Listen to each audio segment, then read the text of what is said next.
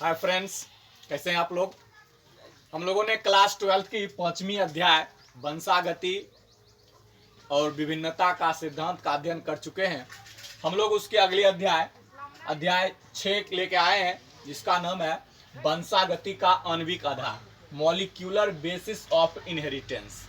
यानी इस अध्याय के अंतर्गत हमको मेनली रूप से ये जानना है कि वंशागति जो होती है, यानी वंशागति का मतलब क्या होता है, अनुवांशिक पदार्थ, यानी एक पीढ़ी से दूसरे पीढ़ी में जाने को हम लोग वंशागति कहते हैं। पिछले चैप्टर में हम लोगों ने अध्ययन किया, तो यहाँ पढ़ना है कि वंशागति का आणविक आधार क्या है, यानी उसका मेन बेस क्या है, किसके द्वारा अनुवांशिक पदार्थ जो होता है एक पीढ़ी से दूसरे पीढ़ी में जाता है। अब अनुवांशिक पदार्थ क्या है, तो माता पिता का गुण। हम लोग पिछले क्लास में बात किए हैं, पिछले चैप्टर में। नहीं, माता पिता का जो गुण होता है, जो लक्षण होता है, उसी को हम लोग क्या कहते हैं, अनुवांशिक कहते हैं। नहीं, अनुवांशिक पदार्थ कहते हैं, क्या कह सकते हैं उसको, अनुवांशिक मटेरियल। जो लेके जाता है वो क्या कहलाएगा, अनुवांशिक। यानी अनुवांशिक लक्षण को जो लेके जाएगा उसको क्या कहेंगे, अनुवांशिक पदार्थ कहेंगे। यानी वंशागति का आणविक आधार, यानी इस चैप्टर में हमको बस मेनली ये पढ़ना है कि ऐसा कौन सा मटेरियल है जो अनुवांशिक गुण को एक पीढ़ी से दूसरे पीढ़ी तक ले जाने का काम करता है। अनुवांशिक गुण कहने का मतलब माता पिता का लक्षण। नहीं, अनुवांशिक गुण कहने का मतलब माता पिता का लक्षण। यानी इस चैप्टर में पढ़ना है हमको क्या, यानी जेनेटिक मटेरियल क्या है, यानी अनुवांशिक ऐसा कौन सा पदार्थ है जो एक पीढ़ी से दूसरे पीढ़ी में ले जाने का काम करता है। अब एक पीढ़ी से दूसरे पीढ़ी में जो वंशागति होती है, वो गुण होती है, वो गुण सूत्र के द्वारा होती है। किस द्वारा होती है, गुण सूत्र के द्वारा होती है। अब हम लोग जानते हैं कि गुण सूत्र के ही द्वारा एक पीढ़ी से दूसरे पीढ़ी का लक्षण जाता है। गुण सूत्र का संरचना कुछ इस टाइप का होता है। गुण सूत्र क्लियर, इस टाइप का होता है गुण सूत्र। गुण सूत्र पे क्या होते हैं, डीएनए होते हैं। क्या होते हैं, डीएनए होते हैं। और डीएनए और प्रोटीन कौन से होते हैं, तो हिस्टोन। इस प्रकार करके गुण सूत्र में क्या होते हैं, डीएनए होते हैं। और इस प्रकार से गुंबद छर की नुमा संरचना क्या होता है, प्रोटीन होता है। यानी गुण सूत्र क्या करते हैं, अनुवांशिक पदार्थ होते, अनुवांशिक मतलब गुण ले जाने का काम करते हैं। एक पीढ़ी से दूसरी पीढ़ी में कौन ले जाता है, गुणसूत्र। अब गुणसूत्र पे क्या होते हैं, तो डीएनए होते हैं। इस प्रकार से क्या होते हैं, डीएनए होते हैं। और डीएनए में क्या होते हैं, प्रोटीन होते हैं। गुणसूत्र जो बना होता है किससे बना होता है, डीएनए से और प्रोटीन से। अब बात रही ये न्यूक्लिक अम्ल। अब डीएनए कहां होता है, तो न्यूक्लिक अम्ल में होता है। नहीं, गुणसूत्र पे होता है डीएनए। इस प्रकार से डीएनए होता है। और उसके बगल में क्या होता है, प्रोटीन होता है, हिस्टोन प्रोटीन। जो प्रोटीन होता है उसका क्या नाम है, हिस्टोन प्रोटीन होता है। क्लियर। अब ये डीएनए कहां होता है, तो न्यूक्लिक अम्ल में होता है। डीएनए कहां होता है, न्यूक्लिक अम्ल में होता है। डीएनए क्या होता है, न्यूक्लिक अम्ल में, जो न्यूक्लिक अम्ल में होता है। अब न्यूक्लिक अम्ल कहां से होता है, तो न्यूक्लियस में, केंद्रक में जो द्रव होता है वो क्या होता है, न्यूक्लिक अम्ल होता है। न्यूक्लिक अम्ल कहां होता है, केंद्रक में होता है। केंद्रक में क्या होता है, न्यूक्लिक अम्ल कहां होता है, केंद्रक में होता है। क्लियर। न्यूक्लिक अम्ल कहां होता है, केंद्रक में होता है। अब बात कर जाए कि न्यूक्लिक अम्ल, तो सबसे पहले के जो वैज्ञानिक थे, नहीं, वो मानते थे कि प्रोटीन हम लोग का अनुवांशिक पदार्थ होता है। सबसे पहले बात करा जाए कि न्यूक्लिक अम्ल को, तो 1869 ईस्वी में, 1869 में फ्रेडरिक मिशर, वैज्ञानिक का क्या नाम था, फ्रेडरिक मिशर नामक, क्या रखेगा, मिशर नामक वैज्ञानिक ने न्यूक्लिक अम्ल का खोज किया था। न्यूक्लिक अम्ल का खोज किसने किया था, मिशर नामक वैज्ञानिक ने। पूरा नाम क्या है, फ्रेडरिक मिशर। सबसे पहले बात याद कर लीजिएगा, न्यूक्लिक अम्ल का खोज किसने किया, तो फ्रेडरिक मिशर ने खोज किया था। कब किया था, तो 1869 में खोज किया था। क्लियर। जिस समय ये वैज्ञानिक ने न्यूक्लिक अम्ल का खोज किया था, उस समय उसे न्यूक्लिन नाम दिया था। क्या नाम दिया था, न्यूक्लिन। उसे न्यूक्लिक अम्ल नहीं कहा जाता था, न्यूक्लिन कहा जाता था। न्यूक्लिन न्यूक्लिन, न्यूक्लिन कहा जाता था। क्लियर, न्यूक्लिन कहा जाता था। न्यूक्लिक अम्ल का खोज किसने किया? फ्रेडरिक मिसर ने किया। कब किया? तो 1869 ईस्वी में किया। क्लियर, जिस समय इन्होंने खोज किया उस समय न्यूक्लिक को क्या कहा जाता था? न्यूक्लिन कहा जाता था। क्या कहा जाता था? न्यूक्लिन। बाद में अल्टमान वैज्ञानिक ने इसके अम्लीयता गुण पे, न्यूक्लिन का जो गुण था वो क्या था? अम्लीय था। तो अम्लीयता गुण के कारण अल्टमान ने बाद में उसे न्यूक्लिन को न्यूक्लिक अम्ल बना दिया, न्यूक्लिक अम्ल कह दिया। क्लियर, न्यूक्लिक अम्ल का खोज किसने किया? याद रखने वाली बात है, बहुत बार एग्जाम में पूछा गया है। तो फ्रेडरिक मिसर ने किया था। कब किया था? तो 1869 में खोज किया था। क्लियर, ये इन्होंने जब खोज किए थे तो उसका नाम क्या रखा था? न्यूक्लिन रखा था। क्या नाम रखा था? न्यूक्लिन रखा था। लेकिन बाद में इसे अम्लता गुण के कारण, एसिडिक प्रॉपर्टीज के कारण अल्टमान वैज्ञानिक ने क्या किया? बाद में उसे न्यूक्लिक अम्ल बना दिया। क्लियर, अब न्यूक्लिक अम्ल कहां होती है? तो केंद्रक में। न्यूक्लिक अम्ल कहां होती है? तो केंद्रक में। अब बात आती है कि पहले का जो वैज्ञानिक थे वो मानते थे कि हम लोग का जो अनुवांशिक पदार्थ है, हम लोग का जो अनुवांशिक पदार्थ है वो क्या है? प्रोटीन है। अनुवांशिक पदार्थ क्या है? प्रोटीन है। लेकिन हम लोग का जो भी वैज्ञानिक है, अभी हम लोग का जो माना जाता है कि अनुवांशिक पदार्थ हम लोग का क्या है? डीएनए है। क्या है हमारा अनुवांशिक पदार्थ? डीएनए है। नहीं, तो अब हम लोग का प्रयोग है कि डीएनए हम लोग जो पढ़ेंगे, डीएनए अनुवांशिक पदार्थ है या नहीं, डीएनए अनुवांशिक पदार्थ है या नहीं।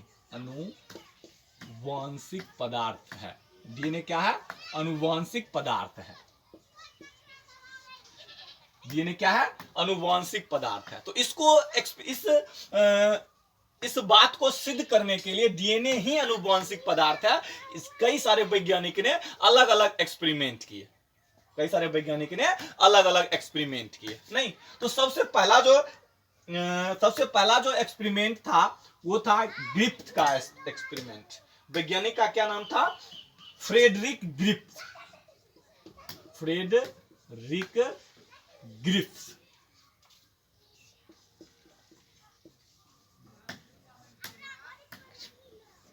डीएनए ही अनुवांशिक पदार्थ है, इसे सिद्ध करने के लिए कई सारे साइंटिस्ट ने अपना अपना एक्सपेरिमेंट किया। तो उनमें से सबसे पहला जो एक्सपेरिमेंट हम लोग को अध्ययन करना है वो किनका अध्ययन करना है? फ्रेडरिक ग्रिफ्थ का एक्सपेरिमेंट, यानी प्रयोग, या इसे हम लोग ट्रांसफॉर्मेशन का भी प्रयोग कहते हैं। नहीं, जीवाणुओं का स्थानांतरण प्रयोग भी कहते हैं। इसने क्या था? तो फ्रेडरिक ग्रिफ्थ का प्रयोग। इन्होंने क्या किए थे? 1928 ईस्वी में, 1928 ईस्वी में, 1928 ईस्वी में, नहीं 1928 ईस्वी ने ये क्या किए थे? एक अपना प्रयोग के लिए इन्होंने एक जीवाणु को प्रयोग में लिया। किसको लिया? जीवाणु को। एक जीवाणु को प्रयोग लिया जिसका नाम था स्ट्रेप्टोकोकस निमोनी, यानी ऐसा जीवाणु को अपने प्रयोग में लिया। उस जीवाणु क्या करता था? उसका निमोनिया बीमारी को पैदा करने वाला। तो ये जीवाणु क्या था? निमोनिया बीमारी उत्पन्न करने वाला। और उस जीवाणु का क्या नाम था? स्ट्रेप्टोकोकस।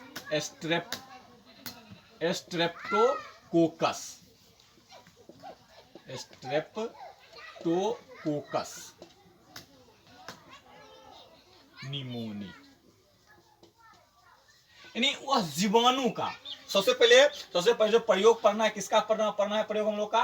फ्रेडरिक ग्रिफ्थ का प्रयोग। इन्होंने 1928 में क्या किया था? अपने प्रयोग में एक जीवाणु का यूज किया था। वह जीवाणु क्या था? स्ट्रेप्टोकोकस निमोनी, या इसका दूसरा नाम है डिप्लोकोकस निमोनी। डिप्लोकोकस निमोनी बोलिए या क्या बोलिए? Streptococcus pneumoniae. ये किसका नाम है? एक बैक्टीरिया का नाम है। और ये बैक्टीरिया क्या करता है? निमोनिया बीमारी उत्पन्न करता है। ये भी बैक्टीरिया क्या करता है? निमोनिया बीमारी उत्पन्न करता है। क्लियर? तो इन्होंने क्या किए? साइंटिस्ट फ्रेडरिक ग्रिफ्थ ने क्या किए? इस बैक्टीरिया के दो टाइप, यानी दो स्ट्रेन, नहीं उसके दो टाइप लिए।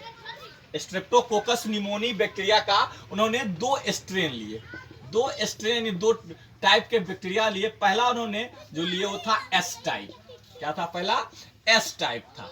नहीं, एस टाइप मतलब स्मूथ टाइप, और दूसरा जो था टाइप वो क्या था? आर टाइप, यानी रफ टाइप। स्ट्रेप्टोकोकस बैक्टीरिया के दो स्ट्रेन या दो टाइप लिए। पहला क्या था? एस टाइप, और दूसरा क्या था? R type. नहीं, तो इतना समझ लीजिए, एस टाइप जो बैक्टीरिया था ये निमोनिया बीमारी उत्पन्न करता था। ये निमोनिया बीमारी क्या करता था? उत्पन्न करता था। निमोनिया बीमारी उत्पन्न करता था। और आर टाइप जो बैक्टीरिया था ये बीमारी उत्पन्न नहीं करता था। ये बीमारी उत्पन्न नहीं करता था। क्लियर? वैज्ञानिक ने क्या किया? अपने प्रयोग के लिए एक बैक्टीरिया को चूज किए। कौन था बैक्टीरिया? तो स्ट्रेप्टोकोकस निमोनी या डिप्लोकोकस निमोनी। वह बैक्टीरिया का क्या था नेचर? वो निमोनिया बीमारी उत्पन्न करता था। उसके दो स्ट्रेन लिए या दो टाइप कर सकते, उसके दो स्ट्रेन लिए। पहला क्या लिए? एस टाइप, दूसरा क्या लिए? R type. एस टाइप मतलब स्मूथ टाइप, आर टाइप मतलब रफ टाइप। यानी एस टाइप बैक्टीरिया क्या करते थे? वो निमोनिया बीमारी उत्पन्न कर सकते थे, लेकिन आर टाइप का जो बैक्टीरिया था वो निमोनिया बीमारी उत्पन्न नहीं करता था। क्लियर? यहां तक समझ में आया? अब उन्होंने क्या किया? अपने प्रयोग में एक चूहे को लाए। किसको लाए? एक चूहे को लाए। ये क्या किए? एक चूहे को लाए। चूहा को क्या किए? तो सबसे पहले इन्होंने अब क्या किए? देखिए फिर से, स्ट्रेप्टोकोकस ने क्या किए? दो बैक्टीरिया को लिए, सॉरी एक बैक्टीरिया जो था स्ट्रेप्टोकोकस, उसी के दो स्ट्रेन लिए। एक क्या लिए? एस टाइप लिए, और एक क्या लिए? आर टाइप लिए। एस टाइप बैक्टीरिया जो था वो निमोनिया बीमारी उत्पन्न कर सकता था, लेकिन आर टाइप जो बैक्टीरिया था वो निमोनिया बीमारी उत्पन्न नहीं करता था। क्लियर? उन्होंने क्या किया? सबसे पहले एस टाइप बैक्टीरिया को चूहे में सुई के माध्यम से प्रवेश करवाए। चूहा में प्रवेश करवाए, माइस में नहीं। चूहा में क्या करवाए? प्रवेश करवाए, माइस में प्रवेश करवाए। तो रिजल्ट क्या आया? चूहा मर गया। चूहा मर गया। नहीं, चूहा क्या होता है? मर जाता है, यानी मर गया।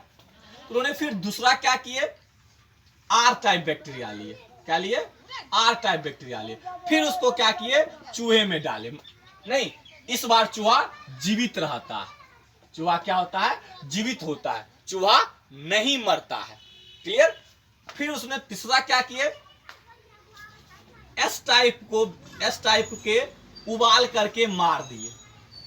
उबाल करके यानी गर्म करके, हीट करके, यानी गर्म करके मार दिए। और फिर उसको क्या किए? चूहे में डाल दिए। चूहा क्या रहा? जीवित ही रह गया। चूहा क्या हो गया? जीवित ही रह गया। फिर उन्होंने क्या किए? ये गर्म का बैक्टीरिया में, ये जो एस टाइप के बैक्टीरिया जो हीट किए थे, गर्म किए थे, उसके साथ आर टाइप के बैक्टीरिया को क्या किए? आर टाइप बैक्टीरिया को मिला दिए। मिलाने के बाद क्या किए? चूहे पे एक्सपेरिमेंट किए। ये दोनों मिलाने के बाद क्या किए? चूहे पे एक्सपेरिमेंट किए। चूहा फिर क्या होता है? मर जाता है। चूहा क्या होता है? मर जाता है। क्लियर? तो पहले क्या किए? सबसे पहले डीएनए ही अनुवांशिक पदार्थ है। इसके एक्सपेरिमेंट में लिए हम लोगों ने सबसे पहले किसका एक्सपेरिमेंट पढ़ेंगे? ग्रिफ्थ का।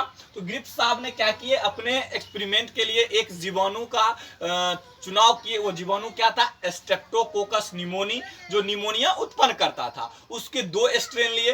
पहला क्या लिए? एस टाइप लिए, दूसरा क्या लिए? आर टाइप लिए। एस टाइप जो जीवाणु था वो क्या करता? एस टाइप जीवाणु था वो निमोनिया बीमारी उत्पन्न कर सकता था, यानी करता था, लेकिन आर टाइप जो जीवाणु था वो निमोनिया उत्पन्न नहीं करता था। तो पहले क्या किए? उन्होंने प्रयोग में एस टाइप वाले जीवाणु को चूहे में कर रहा है।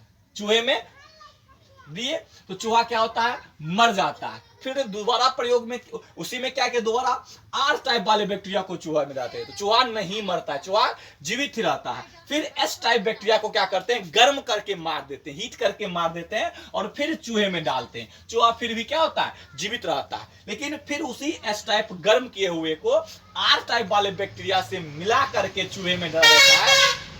तो चूहा मर जाता है।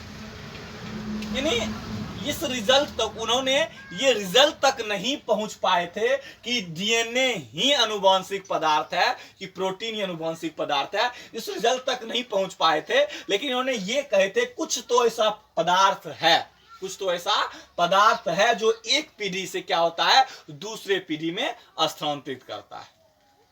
क्लियर? ये था मेरा किसका, फ्रेडरिक ग्रिफ्थ का प्रयोग। इसी प्रयोग के आधार पे, इसी प्रयोग के आधार पे, इसी प्रयोग के आधार पे दूसरा एक्सपेरिमेंट जिन्होंने किया था, वो साइंटिस्ट क्या थे हम लोग का, मैक्लियोड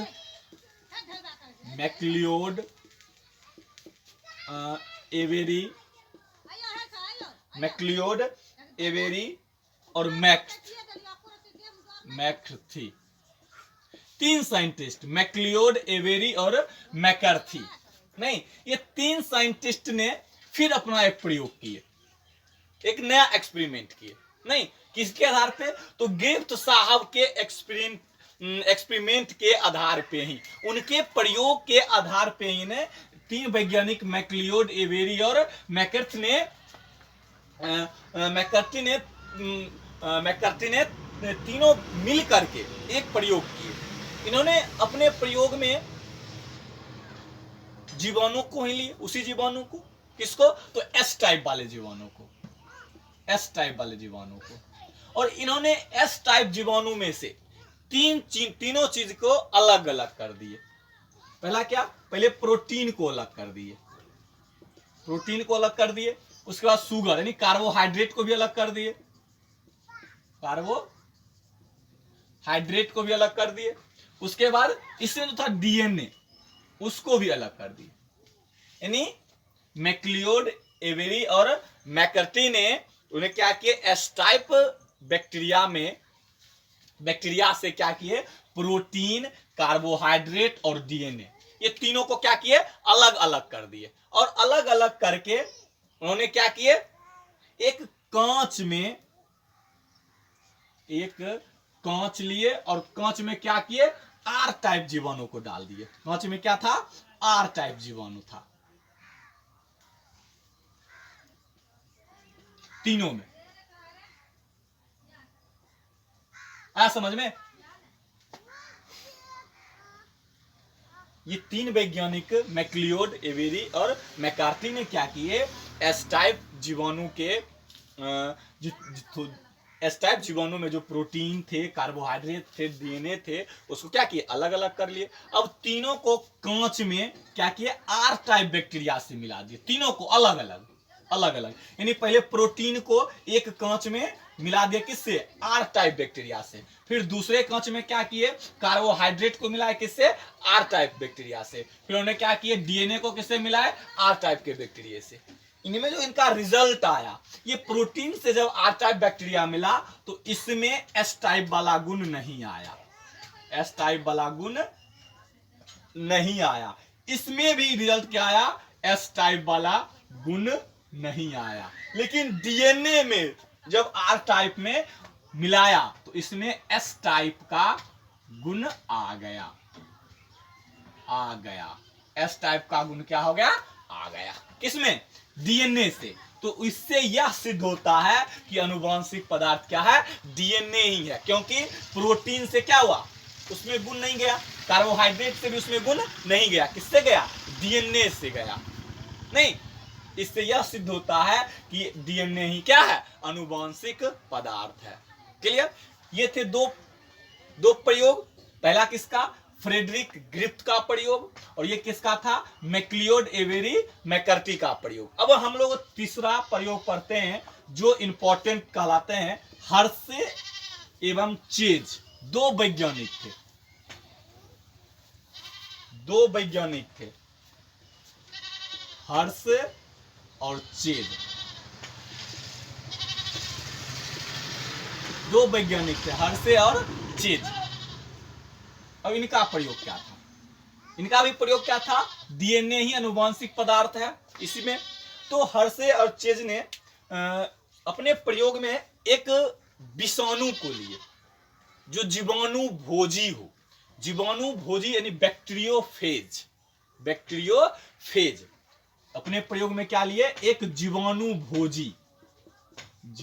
भोजी विषाणु को लिए,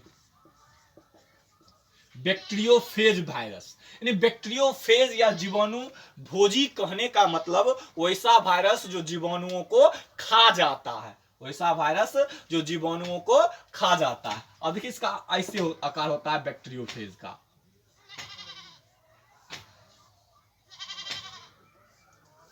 इस प्रकार का होता है बैक्टीरियोफेज, जीवाणु भोजी का संरचना। क्लियर? इसी प्रकार का होता है जीवाणु भोज का संरचना। तो यानी इन्होंने क्या किया, सबसे पहले जीवाणु भोजी एक बैक्टीरिया को, एक वायरस को लिए, जीवाणु भोजी बैक्टीरियोफेज लिए। क्या लिए? बैक्टीरियोफेज। बैक्टीरियोफेज करने का मतलब क्या, वैसा विषाणु जो जीवाणुओं को खा जाता हो, मार डालता हो। फिर उन्होंने क्या किया, इस विषाणु को ई कोलाई में, ई कोलाई जीवाणु यानी इचरेनिया कोलाई, इसका पूरा जो आगे हम डिस्कस करेंगे, लेकिन इसको शॉर्ट में हम लोग ई कोलाई कहते हैं। ई कोलाई जीवाणु में इन्होंने डाले।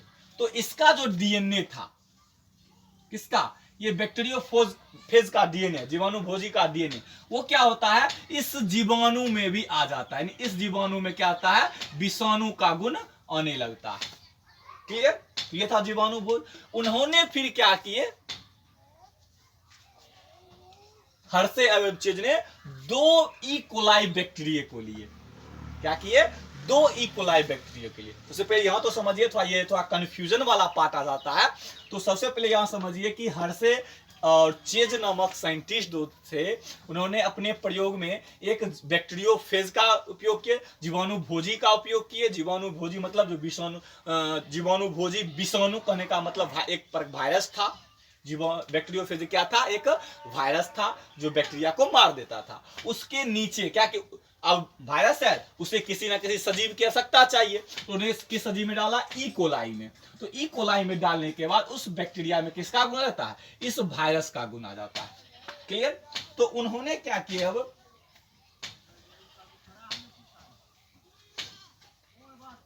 अलग अलग मीडियम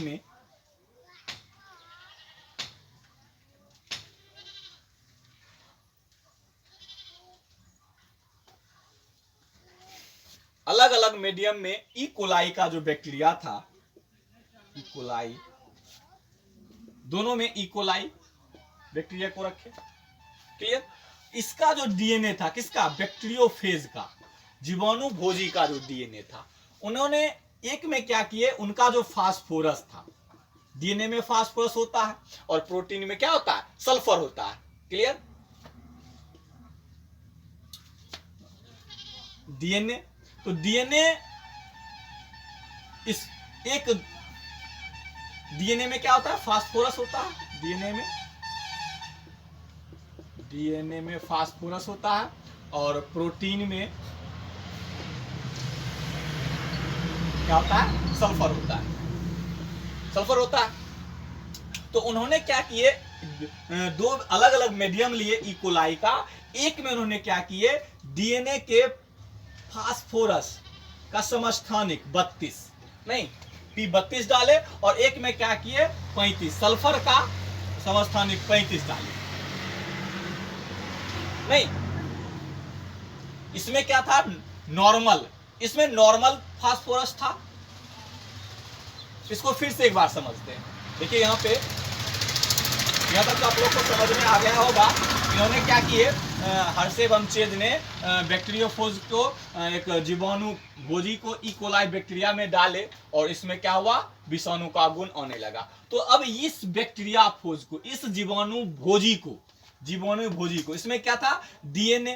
तो डीएनए में क्या होता है, फास्फोरस होता है, और प्रोटीन में क्या होता है, सल्फर होता है। ये हर्षे और चेज जानते थे, ये क्या करते थे, जानते थे। तो उन्होंने क्या किए, इन्होंने 2 कल्चर लिए, दोनों कल्चर में क्या किए, ई कोलाई जीवाणु को डाले। एक में क्या किए, एक में जिसका जो डीएनए था, जो फास्फोरस, उसका क्या किए, समस्थानिक 32 लिए। उसका क्या किए, समस्थानिक 32 लिए। नहीं, और इसमें सल्फर क्या लिए, नॉर्मल। और इसमें क्या था, फास्फोरस नॉर्मल लिए, फास्फोरस क्या लिए, नॉर्मल, और प्रोटीन का जो सल्फर था वो क्या लिए, उसका 35 लिए समस्थानिक। अब क्या किया, इसको मिलाने के बाद, ये दोनों को मिलाने के बाद जो रिजल्ट आया, रिजल्ट क्या आया, इसमें जो गुण था वो क्या था, इसका जो नया अध्ययन करने के बाद इसमें जो बैक्टीरियाफोज बना, इसमें जो बैक्टीरियाफोज बना, इसमें जो फास्फोरस था वो क्या था, P32 था। यानी फास्फोरस का समस्थानिक जो मिला यूज किया गया था वही था, लेकिन इसमें जो बैक्टीरियोफोज बना, इसका जो बैक्टीरियाफोज बना, इसमें फास्फोरस नॉर्मल था और सल्फर नहीं आया, सल्फर नहीं आया। बात समझ में आई? फास्फोरस किसमें होता है, डीएनए में, और सल्फर किसमें होता है, प्रोटीन में।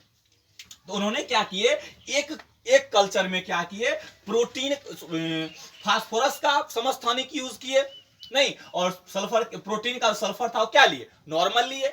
एक में क्या किए, फास्फोरस नॉर्मल लिए, और प्रोटीन का जो सल्फर था उसका समस्थानिक यूज किए, और दोनों को ई कोलाई से मिला है बैक्टीरियाफोज को, और उससे जो नया बैक्टीरियाफोज बना।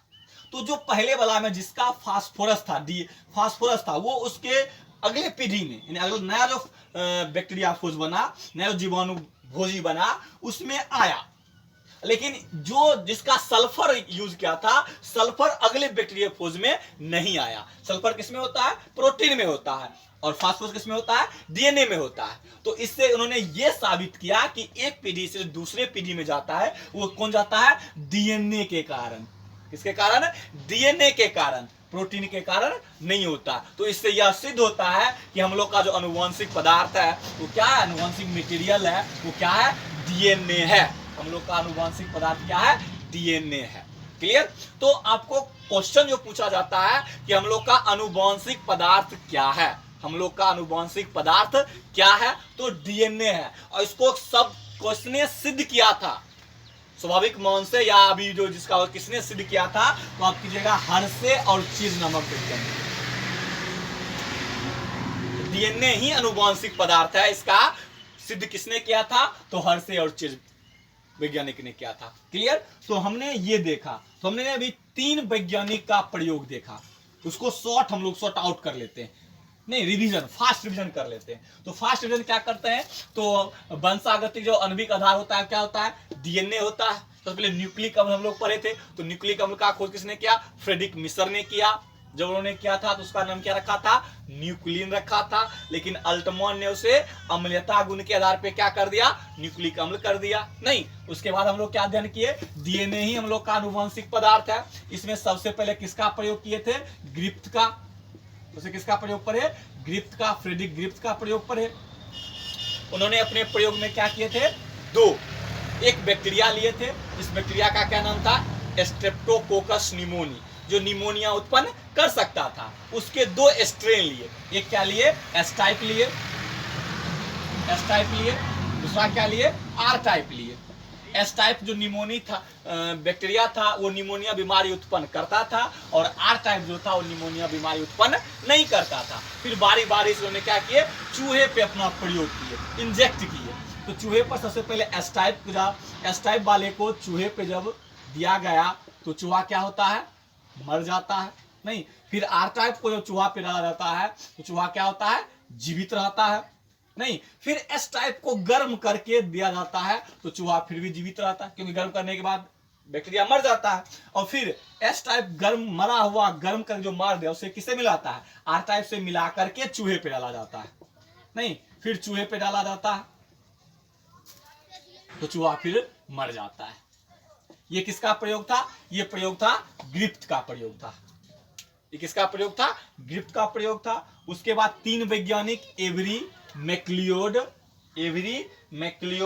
और मैकार्ट्री।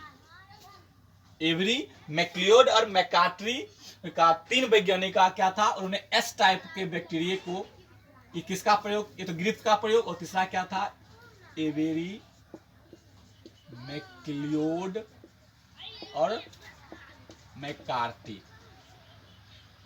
इनका प्रयोग क्या था, ये उन्हें क्या कहते हैं, एस टाइप बैक्टीरिया में से प्रोटीन प्रोटीन, कार्बो हाइड्रेट और डीएनए, तीनों को अलग अलग कर लिए थे और तीनों को अलग अलग मीडियम में आर टाइप से मिला दिए थे। किससे मिला दिए थे? आर टाइप से मिला दिए थे तीनों को। नहीं तो इसे जो रिजल्ट आया था, जो प्रोटीन में आर टाइप को मिलाए थे, इसमें एस टाइप वाला गुण नहीं आया था। फिर कार्बोहाइड्रेट्स जो आर टाइप मिलाए थे उसमें भी गुण नहीं आया था। लेकिन जो एस टाइप का, जो डीएनए से जो आर टाइप का मिलाया गया था, उसमें एस टाइप का गुण आया था, गुण आया था। इससे यह सिद्ध होता है कि हम लोग का आनुवंशिक पदार्थ क्या है? डीएनए है। ये किसका प्रयोग था? एवेरी, मैक्लियोड और मैकार्टी का प्रयोग था। क्लियर? तीसरा प्रयोग मैंने किसका पढ़ा? हर्शे एवं चेज का। तीसरा प्रयोग किसका था? हर्शे एवं चेज का। हर्शे एवं चेज का प्रयोग था। तो हर्शे एवं चेज क्या कहते? इन्होंने एक जीवाणु भोजी लिए थे, बैक्टीरियोफेज लिए थे, विषाणु, जो जीवाणु को खा जाता था। नहीं, और उसके विषाणु को एक क्या चाहिए? एक सजीव की आवश्यकता चाहिए। उन्हें सजीव के रूप में किसको लिया? ई कोलाई को लिया। किसको लिया? ई कोलाई को लिया। जीवाणु है ई कोलाई, नहीं, और ई कोलाई जब सजीव उसमें डाले तो इस बैक्टीरिया में किसका गुण लगा? वायरस का गुण होने लगा, विषाणु का गुण होने लगा। फिर उन्होंने क्या किए? वो पहले से जानते थे कि डीएनए में क्या होता है? फास्फोरस होता है, और प्रोटीन में क्या होता है? सल्फर होता है। पहले से जानते थे। तो उन्होंने क्या किया? अलग अलग मीडियम लिए, दोनों में पहले ई कोलाई बैक्टीरिया को डाल दिए। क्लियर? अब एक में जो बैक्टीरिया, ये जीवाणु भोजी था, उसका डीएनए, उसका जो फास्फोरस लिए, किसका? बैक्टीरियोफेज विषाणु का जो फास्फोरस लिए, वो इसका समस्थानिक लिए। कितना? 32। क्लियर? और प्रोटीन क्या लिए? नॉर्मल। प्रोटीन क्या लिए? नॉर्मल। और दूसरे में क्या किए? प्रोटीन फास्फोरस क्या लिए? डीएनए का जो फास्फोरस लिए वो नॉर्मल ले लिए, और सल्फर ले लिए। कितना? प्रोटीन का जो सल्फर था उसका 35 ले लिए, समस्थानिक ले लिए। क्लियर? दोनों को मिलाए, किससे? ई कोलाई से। उसका जो रिजल्ट आया, उससे जो बैक्टीरियोफेज बना था, तो जो इससे जो बैक्टीरियोफेज बना था, जिसमें डीएनए का फास्फोरस लिया गया था, उसके बैक्टीरियोफेज का जो फास्फोरस देखा गया, वो क्या देखा गया? कि उसका समस्थानिक ही आया, जैसा मिलाया गया था वैसा ही आया। लेकिन जिसमें सल्फर मिलाया गया था, उसके नए जो बैक्टीरियोफेज बने, उसमें उसका सल्फर का गुण नहीं आया। क्या आया? नॉर्मल फास्फोरस आया, यानी डीएनए आया। तो इन्होंने ये सिद्ध किया कि हम लोग का आनुवंशिक पदार्थ क्या है? आनुवंशिक पदार्थ डीएनए ही है। क्लियर? और ये याद रखिएगा कि हम लोग का आनुवंशिक पदार्थ क्या है? डीएनए है। और इसको कौन सिद्ध किए थे? तो हर्शे एवं चेज ने सिद्ध किए थे। क्लियर? तो कब किए थे ये भी जान लेते हैं। तो 1952 ईस्वी में हर्शे एवं चेज कब किए थे? 1952 ईस्वी में किए थे। क्लियर? तो हम लोग, आशा करता हूं आपको समझ में आया होगा। यदि नहीं समझ में आया होगा तो कमेंट कीजिए, और आगे का क्लास हम लोग आगे देखेंगे। धन्यवाद।